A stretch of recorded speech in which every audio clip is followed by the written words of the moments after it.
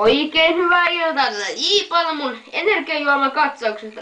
Meillä on maistella tämmönen City Energy Classic. Näitä saa Lidlistä.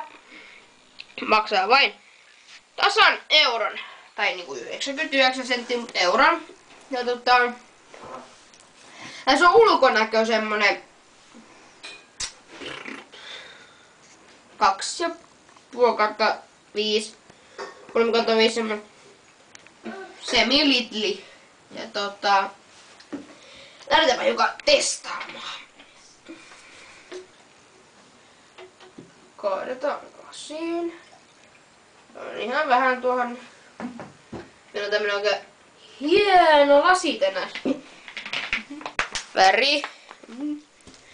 Muuten olisi 1/5 kun näyttää kuselta, mutta jos ajatellaan siiderin värissä, kun siiderikin näyttää tältä, niin 4/5.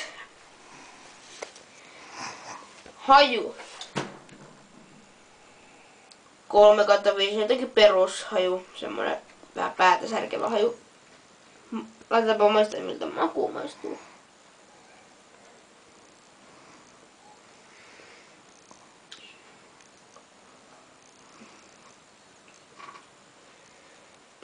-4/5.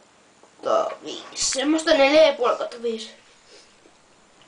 Semmonen perus energiajuomamaku niinku eessä. No, ihan eessä, mutta semmonen helvetin semmonen maukas jälkimaku tässä. Kerta kaikki on niinku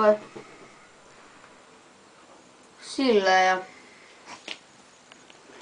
tää fiilis nyt, tää lanitusfiilis vielä tässä näin, niin tekee tässä semmosen korostuneemman ja maukkaan.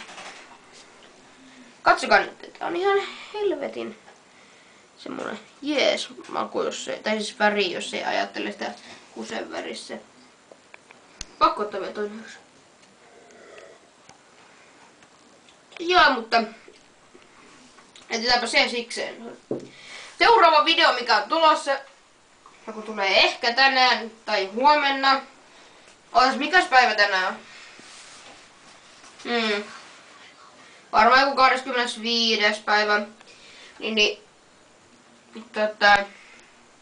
Tänään ja huomenna kuitenkin niin tulee semmonen lani-video, missä vähän mussaa pelataan tai jännää pelejä, mutta kiitos ja näkemiin.